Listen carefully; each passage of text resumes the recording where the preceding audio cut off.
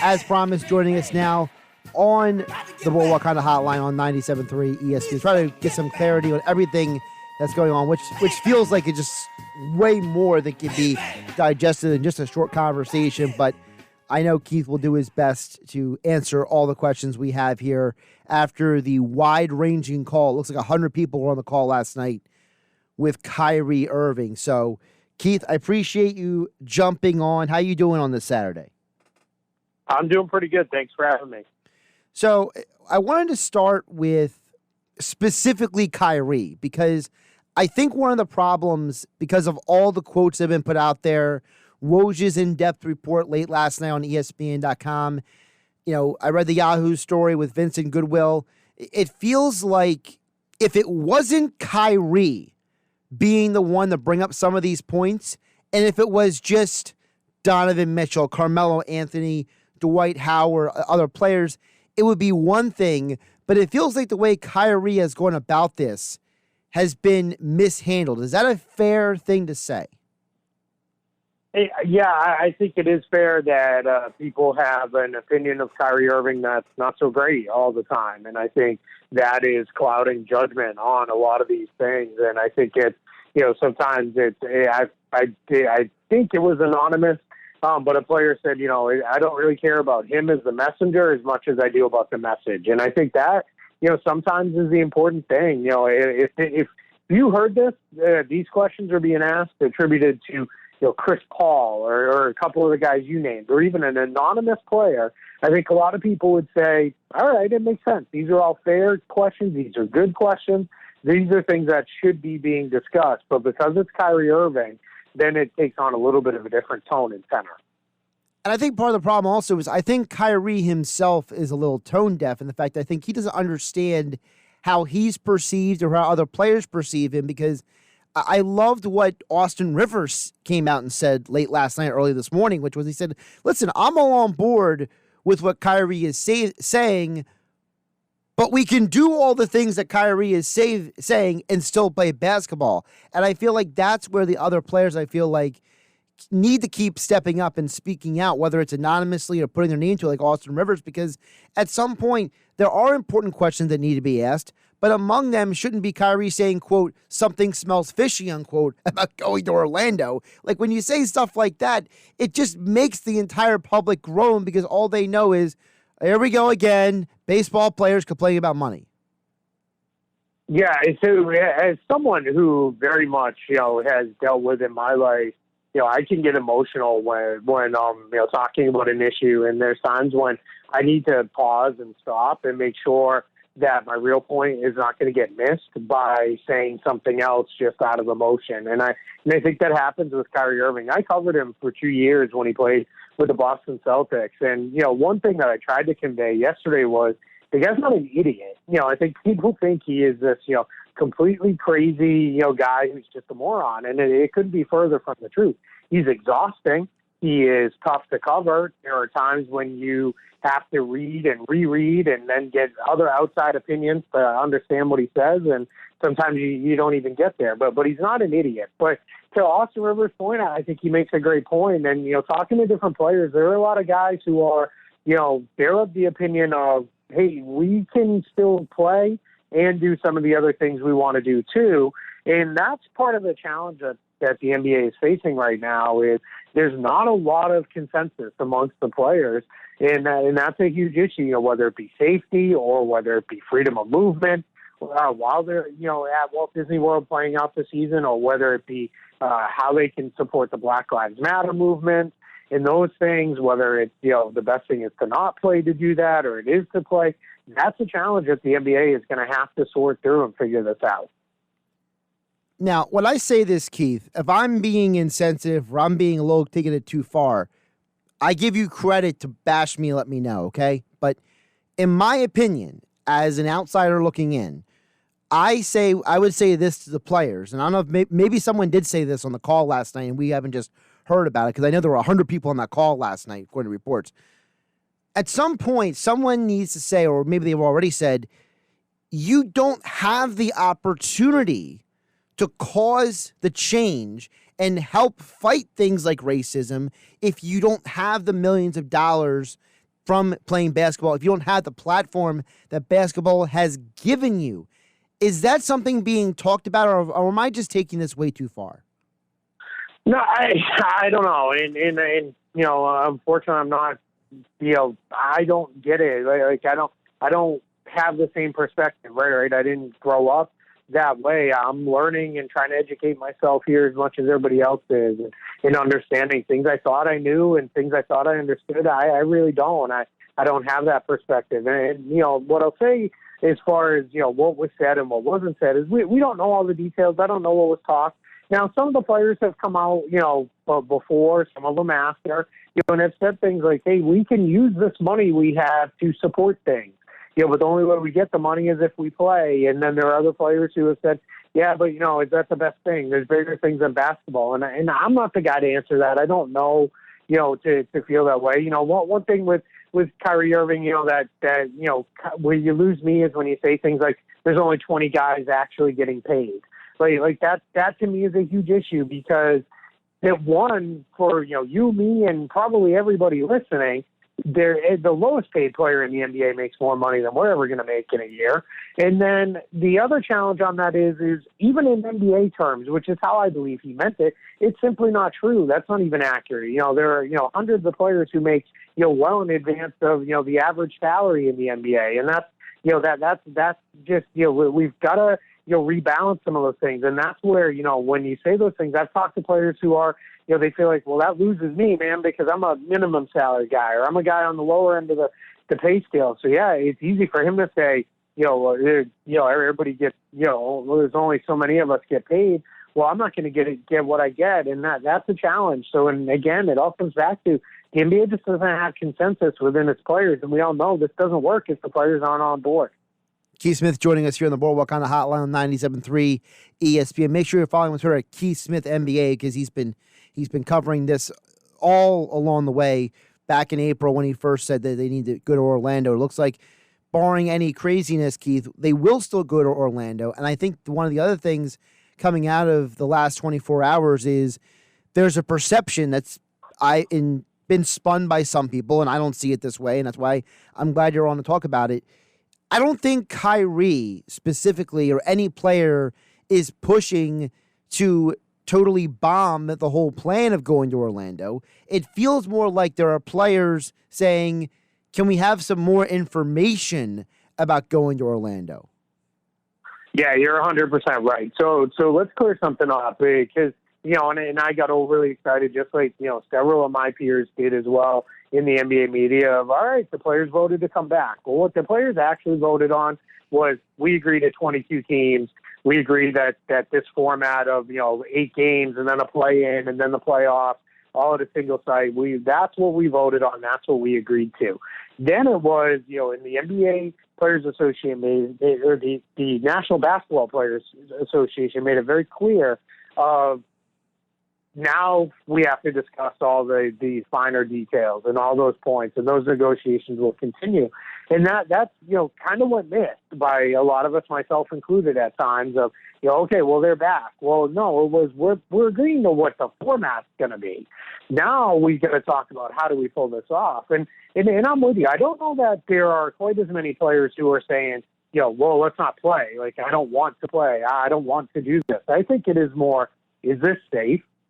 Then you have a group are we really going to be trapped in the hotel and just going to the gym? Is that what it's really going to be?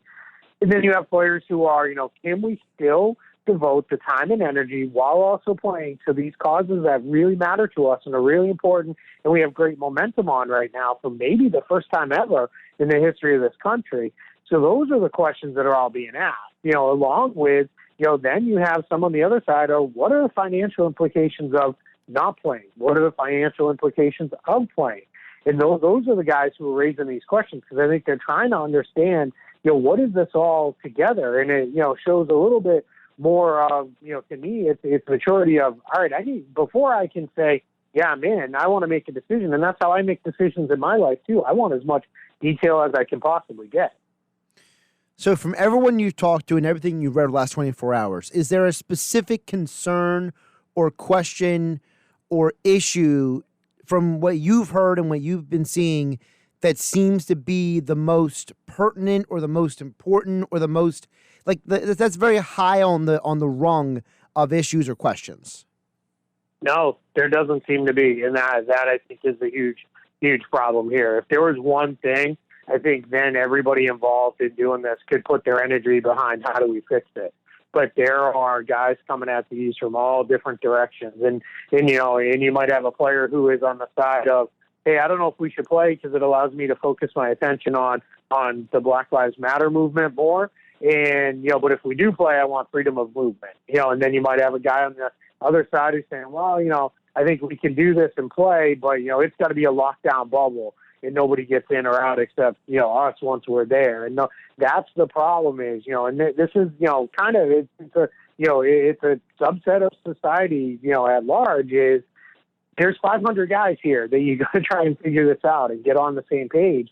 And, we know that's not going to be an easy thing. And it's not going to be, real easy to pull this off. But, I ultimately think they will. I think it'll all be fine in the end. And, everybody will play because I think, right, wrong, or indifferent, money matters a lot. And we're talking about $1 billion, billion with a B.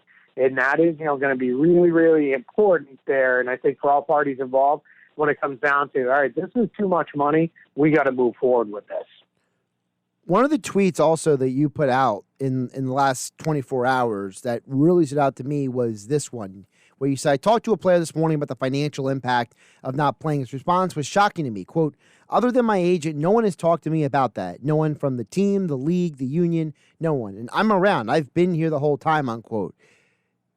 And you contrast that with all the reporting and all the information that's been about there about the fact that if they don't play, there could be $2 billion in revenue lost. But you have a player sitting there saying, outside of my agent, no one has talked to me about any of this.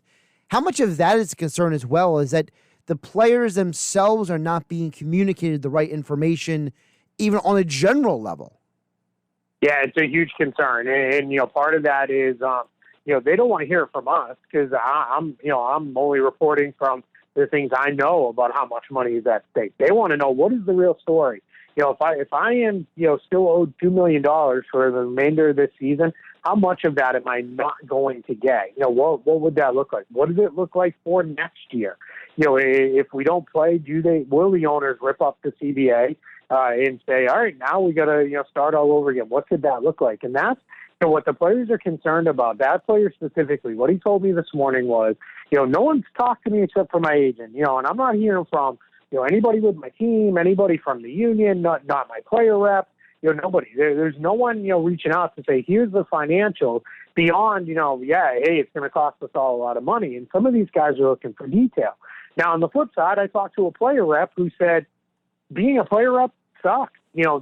Sorry to put it that way, but there's no other way to put it. It's a really terrible job. And I can't, from their side is I can't wrap my head around why, a lot of guys would really want to do it, because what you hear from a lot of these guys is, you text or you call your guys on your team and you're like, all right, we got to talk through this. And they, as he put it to me, they become ghosts and you can't get a hold of them because these guys don't want to talk about it. And it's, now that's a huge challenge. I've been in the locker room where we've heard, hey, we got to talk about this, and guys rolling their eyes and they don't want to discuss these things. And that's part of the issue is, and it falls on everybody is, all right, if you're going to take this important, you need to take all of it as important, and you really need to, sit down and listen and ask questions.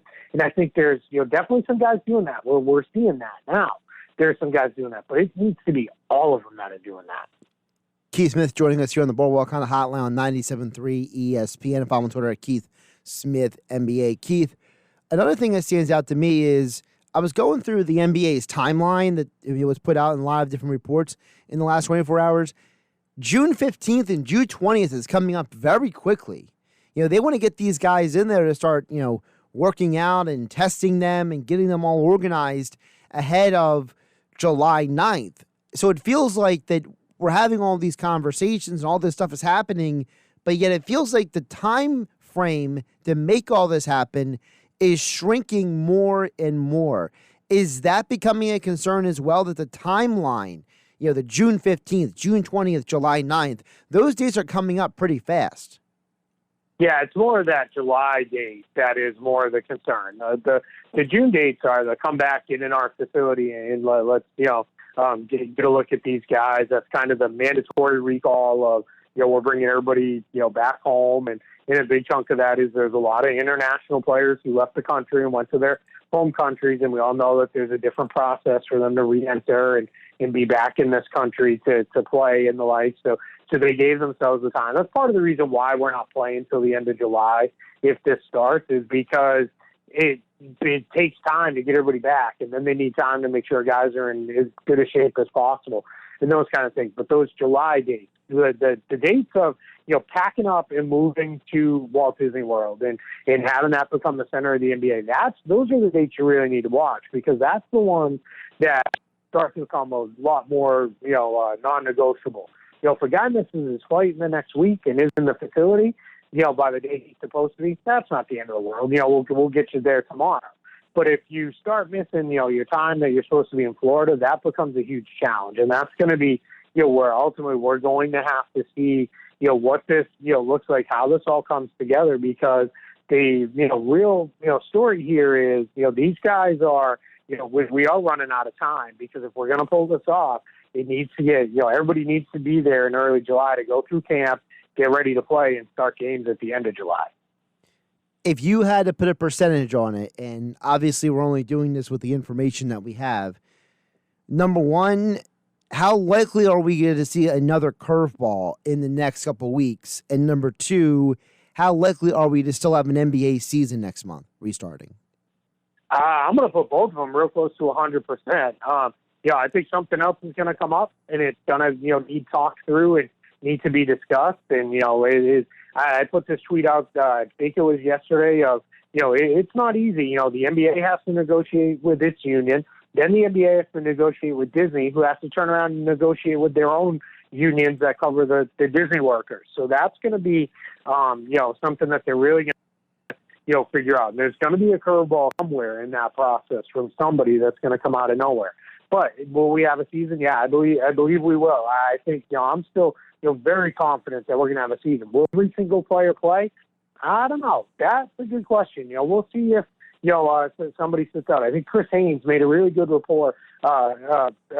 statement on a podcast when he said, there might be a guy who's going to, had some kind of lingering shoulder soreness. Now I'm going to get that taken care of. And that's how they go about not playing and those kind of things, where it's just, I'm just going to sit out and I'm not going to play. And we might see some of that. And if we do, then it becomes a whole other question of, how legitimate is this, who is missing, and those kind of things. But I think in the end, it all comes down to money. And like I said, it's roughly $1 billion, billion with a B, that's at stake here. And they're going to have to, do what they can to try to get that money into the system on all sides, because nobody wants to go without that.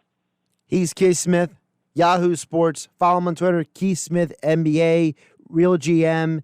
Great job covering all this, Keith. I encourage everybody to follow you on Twitter, because I know you're on top of all this. And as all guests, he joined us on Saturday here on the Boardwalk Honda Hotline.